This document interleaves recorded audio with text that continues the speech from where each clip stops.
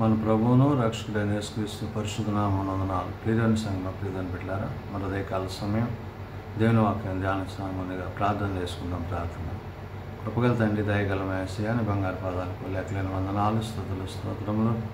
గతించిన రాత్రి అంతా నీ రేఖల చోటను కాచి కాపాడి సంరక్షించిన దేవ, మరి ఉదయకాల సమయం సజీవ లెక్కను చేరి ప్రార్థించుండగా వాక్యమైన దేవుడు వాక్యం ద్వారా నాతో మాతో మాట్లాడి మీరే మహిమ ఘనత ప్రభావాలు పొందమని యేసునామమున నడుచున్నాం తండ్రి. ఆమేన్. ప్రియమైన సంఘం, ప్రియమైన బిడ్డ, నిర్ధన కార్యపార్శ్వం వాక్య భాగము త్రిత్వము తర్వాతి 21వ ఆదివారం కొరకు ఏర్పాటు చేయబడిన సువార్త వాక్య భాగము యోహాను సువార్త 4వ అధ్యాయము 46 నుంచి 54 వచనాలు ధ్యానం చేసుకున్నాము. త్రిత్వము తర్వాతి 21వ ఆదివారం కొరకు ఏర్పాటు చేయబడిన సువార్త వాక్య భాగము యోహాను సువార్త 4వ అధ్యాయము 46 నుంచి 54 వచనంలో ఈ విధంగా రాయబడినవి. తాను నీళ్లు ద్రాక్షారసముగా చేసిన గలిలయలోని కానాకు ఆయన తిరిగి వచ్చెను.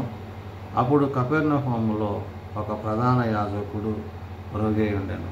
ప్రియదేవుని సంగమా, ప్రియదేవుని బిడ్డలారా, యేసుక్రీస్తు ప్రభువారు పరిచయించిన దినాలలో మరి యోహాను ప్రభువుని గురించి, ప్రభు చేసిన పరిచర్యను గురించి, ఆయన చూపించిన మార్గాలను గురించి తెలియజేస్తున్నాడు. అంటే ఏది దేవుని యొక్క చిత్తమైనదో, ఏది దేవుని యొక్క ఉద్దేశమైనదో, ఏది దేవుని యొక్క ఆలోచన అయినదో అది మనము గ్రహించవలసిన వారమై ఉన్నాము. కాబట్టి ఇక్కడ తాను నీళ్లను ద్రాక్షారసముగా చేసిన గలిలయలోని కానాకు ఆయన తిరిగి వచ్చెను.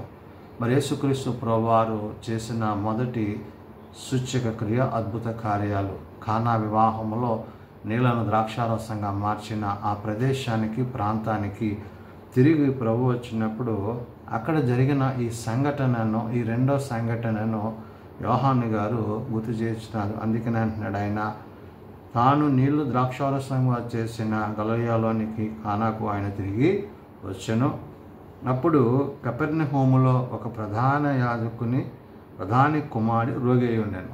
ఆయన వచ్చే సమయంలో ఆ ప్రాంతంలో అక్కడ ప్రధానిగా ఉన్న ఆ వ్యక్తి తన కుమారుడు రోగి అయి ఉన్నాడు.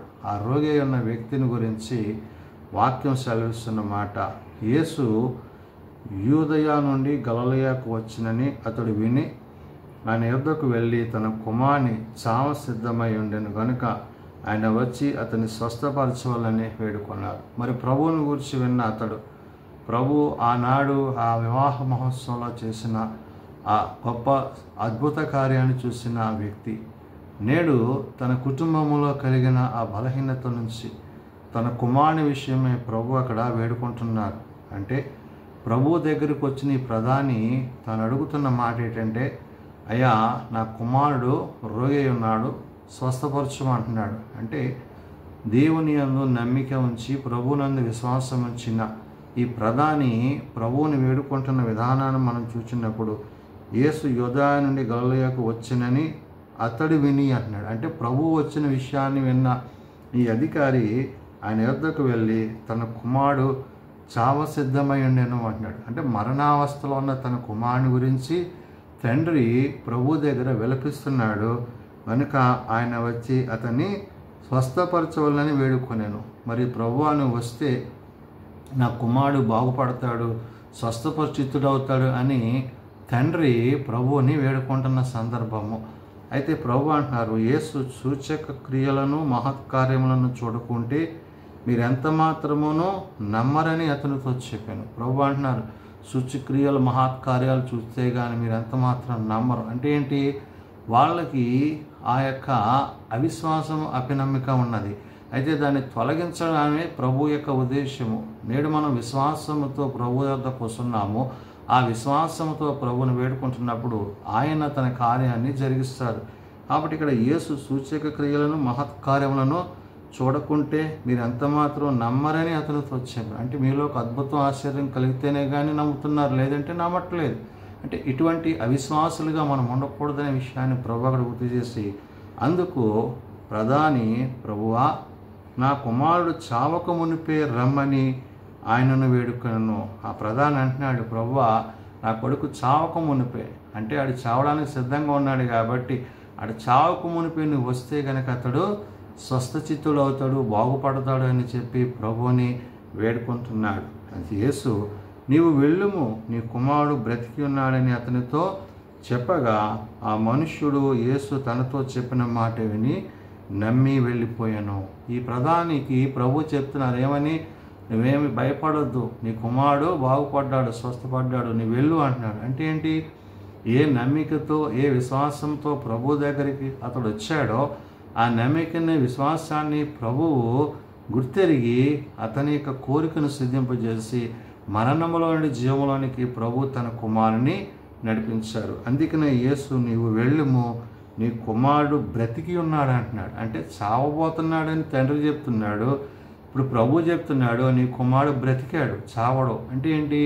ఆయన నోటి మాట చేత, ఆయన ఆలోచనల చేత, ఆయన తలంపుల చేత ఎవరైతే విశ్వాసంలో కొనసాగింపబడతారో ఆయన చేసే కార్యాలు ఆ కుటుంబాల్లో జరుగుతాయి. ఈ ప్రధాని ఏదైతే ప్రభువుని వేడుకున్నారో ప్రభు అతని యొక్క ఆలోచన ఎరిగి, హృదయాంతరంగా ఎరిగి ప్రభు అక్కడ చేసిన కార్యము, అందుకు ప్రధాని, ప్రభువా నా కుమారుడు చావు సిద్ధమై ఉండనని రమ్మని వేడుకుంటున్నాడు.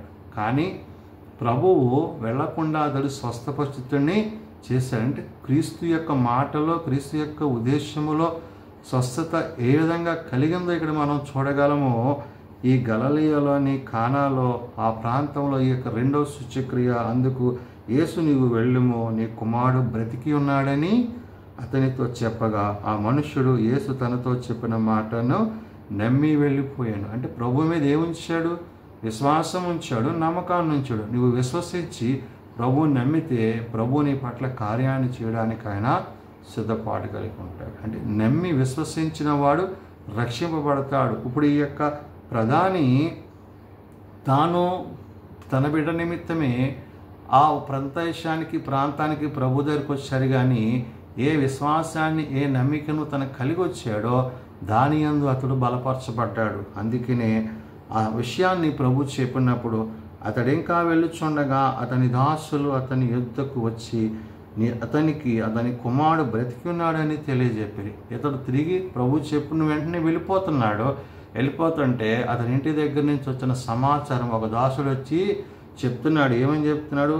అతడు ఇంకా వెళ్ళుచుండగా అతని దాసులు అతనికి ఎదురుగా వచ్చి, అంటే మార్గమధ్యంలో ఎదురయ్యాలని అంటున్నారు, అతని కుమారుడు బ్రతికి ఉన్నాడని తెలియజేపారు. అయ్యా, ఓ యాజకుడు, ఓ ప్రధాని, నీ కుమారుడు బ్రతికాడు, అతడు చావలేదని చెప్పి ఆ సంతోషకరమైన వార్త మరి ఆ కుటుంబం నుంచి మరి తీసుకురాబడి తండ్రికి చెప్పడం జరిగింది. అంటే క్రీస్తు ఏ సందర్భంలో, ఏ సమయంలో ఆ కుటుంబాన్ని గురించి, ఆ బిడ్డని గురించి అని చెప్పారో ఆ సమయంలోనే మరణం అతని నుంచి విడిచి జీవం అతనిలో అంటే జీవ పునరుత్థానములు ప్రభువునందు, ప్రభు మాటల యందు ఉన్నవనే విషయాన్ని ఇక్కడ పరిశుద్ధాత్మ దేవుడు యోహాను ద్వారా గుర్తు చేస్తున్నారు. అందుకనే ఏ గంటకు వాడు బాగుపడసాగనని వారిని అడిగినప్పుడు వారు నిన్న 1 గంటకు జ్వరము వానిని విడిచిందని అతనితో చెప్పాను. ఏ సందర్భంలో, ఏ సమయంలో అతడు బాగుపడ్డాడు అని ప్రధాని ఆ వచ్చిన వ్యక్తిని అడిగితే ఆ వ్యక్తి అంటున్నాడు, నిన్న 1 గంటకు. అంటే తన ఒక దిన ప్రయాణం సరిగిపోయింది. అంటే అతడు స్వస్థచిత్తుడు అయిన తర్వాత ఆ వార్తను మోసుకుని తండ్రి వద్దకు వస్తున్నాడు. అంటే నిన్న అంటే తర్వాతి రోజు మరుసటి దినాన్ని అతను కలుసుకోవడం జరిగింది. అంటే దేవుని యొక్క కార్యాలు, అంటే ఆయన నోటి మాట ద్వారా స్వస్థతలు, అద్భుతాలు, ఆశ్చర్య కార్యాలు. అవును, మరణము గెలిచిన దేవుని మాట మనం వింటే నేడు మనం సజీవుల గుంపులో ఉన్నాము. మనం మరణించినా కానీ ఆయనతో సజీవులమై ఉంటామనే విషయాన్ని ప్రభు ఇక్కడ గుర్తు చేశారు. అందుకనే అతడు ఇంకా వెళ్ళుచుండగా అతని దాసుడు అతని యొద్దకు ఎదురుగా వచ్చి అతని కుమారుడు బ్రతికి ఉన్నాడని తెలియజెప్పాను. ఏ గంటకు వాడు బాగుపడసాయనని అడిగినప్పుడు వారు నిన్న 1 గంటకు జ్వరము వాణిని విడిచనని అతనితో చెప్పారు. చూడండి, ప్రభు పలికిన సమయానికి అతడు స్వస్థచిత్తుడయ్యాడు. ఆ సమయాన్ని, సందర్భాన్ని ఆ వార్త తెచ్చిన వ్యక్తి తన అధికారికి చెప్పినప్పుడు నీ కుమారుడు బ్రతికి ఉన్నాడని యేసు తనతో చెప్పిన గంట అదే అని తండ్రి తెలుసుకొనెను గనుక అతడును అతని ఇంటి వారందరూ నమ్మిరి. ప్రభువు నందు ఏం చేశాడు? విశ్వాసము, నమ్మిక, ఈ రెండింటిని బట్టి కుమారుడి పట్ల ప్రభు చేసిన కార్యాన్ని బట్టి తనను తన ఇంటి వారును ప్రభువుని నమ్మారు. అవును, నమ్మి విశ్వసించుట, నమ్మి ప్రార్థించుట, నమ్మి వేడుకొనుట, నమ్ముట నీ వలన అయితే నమ్మువానికి సమస్తము సాధ్యమైన విషయాన్ని ప్రభు నేడు తన వాక్యం ద్వారా, యోహాను ద్వారా పరిశుద్ధాత్మ దేవుడు తెలియజేస్తున్నాడు. అందుకనే చివరిగా ఆయన అంటున్నాడు, ఇది యేసు యూదయ నుండి గలిలయకు వచ్చి చేసిన రెండవ సూచక క్రియ. ఆయన ఎన్నో అద్భుత ఆశ్చర్య కార్యాలు, స్వస్థత కార్యాలు చేశారు. అందులో భాగమై ఉన్నదనే విషయాన్ని పరిశుద్ధాత్మ దేవుడు గుర్తు చేస్తున్నాడు. కాబట్టి నేడు ఆయన యందు విశ్వసించి, ఆయన యందు నమ్మిక ఉంచి నువ్వు ఆయన వేడుకుంటే నీ పట్ల ఆయన తన ఉద్దేశాలను నెరవేర్చి, తన కార్యాలను జరిగించి, నీకు రక్షణను అనుగ్రహించి, నీ బలహీనతలను తొలగించి, నిన్ను బలపరిచి విశ్వాసములో నింపును. ఆనాడు మరి ప్రధాని ఏదైతే ప్రభువుని వేడుకున్నాడో ఆ విశ్వాసాన్ని బట్టి, వేడుకున్న దాన్ని బట్టి ఆ సమయాన్న ప్రభు అతన్ని స్వస్థపరిచి స్వస్థచిత్తని చేశాడు. కాబట్టి నేడు నీకున్న బలహీనతలు, నీకున్న ఇబ్బందులు ఏవైతున్నావో నువ్వు ప్రభు దగ్గర మోకరించి ప్రార్థించి నువ్వు వేడుకున్నప్పుడు తప్పక ప్రభు నీ పట్ల కార్యం జరిగించునని వాక్యం ద్వారా పరిశుద్ధాత్మ దేవుడు భక్తుడైన యోహాను ద్వారా తెలియజేసిన మాట. ప్రార్థన చేసుకుందాం. ప్రేమ నమ్మకం కలిగిన మా తండ్రి, కృప కలిగిన దేవ, అవును నాయన, ఉన్నవాడు నిన్న నేడు నిరంతరం ఏకరీతిగా ఉన్నవాడు. నేడు సభాత దినాన్ని ప్రభు నీ వాక్యం ద్వారా నీ ప్రియ కుటుంబాలతో బిడ్డలతో మీరు మాట్లాడి దర్శించారు. కానాలో నాయన నువ్వు చేసిన ఆ గొప్ప కార్యము, ఆ తరువాత జరిగిన రెండవ కార్యము, అక్కడ ఉన్న అధికారి తన కుమారుని యొక్క మరణము నుండి అతన్ని జీవములోనికి నడిపించి అతని ద్వారా కుటుంబానికి రక్షణ ఇచ్చి ఉన్నావు. కాబట్టి నేడు ఇంకా ఎందరైతే నిన్ను అంగీకరించుటకు, నమ్ముటకు వెనుదిరుచున్నారో అటు వారికి మారు మనసు పాపక్షమాపణ దయచేయని, నమ్మి విశ్వసించిన వాడు రక్షింపబడనని నీ వాక్యం ద్వారా సెలవు ఇచ్చున్నావు. కాబట్టి ఈ రక్షణ కార్యాన్ని ఆ కుటుంబాల పట్ల మీరు జరిగించిన విధానాన్ని బట్టి వందనాలు. నేడు అటు విశ్వాసంలో మేమందరం కొనసాగుటకు సహాయం దయచేయండి.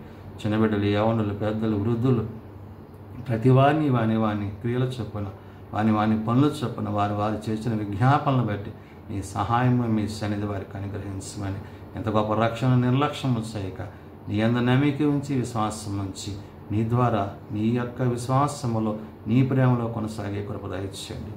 ప్రభువా, దిన పరిచర్య అంతటిపై నీ కృపనుంచమని, మార్గం అంతట్లో, ప్రయాణం అంతట్లో సమస్త విషయాల్లో మీ కార్యాలు జరిగించి మీరు అక్కడికే మమ్మల్ని సిద్ధపరచమని యేసునామమున ప్రార్థించి వేడుకొనుచున్నాము తండ్రి. ఆమేన్. పరలోకమందున్న మా తండ్రి, నీ నామం పరిశుద్ధపరచబడుగాక, నీ రాజ్యం వచ్చుగాక, నీ చిత్తం పరలోకమందు నెరవేర్చినట్లు భూమి మీద నెరవేరుగాక. మానవుని ఆహారం మాకు దయచేయి. మరలా ప్రార్థన చేసినప్పుడు మేము క్షమించిన ప్రకారం మా ప్రార్థన క్షమించు. శోధనలో తేకాల్సిన తప్పించు. రాజ్యము, శక్తి, మహిమ నిరంతరం నీవే తండ్రి. ఆమేన్. మన పరమ తండ్రి దేవుని ప్రేమ, ప్రభువైన యేసుక్రీస్తు కృప, ఆదరణకర్త అయిన పరిశుద్ధాత్మ సహాయము సదా తోడేయండి, సంరక్షించునుగాక. ఆమేన్.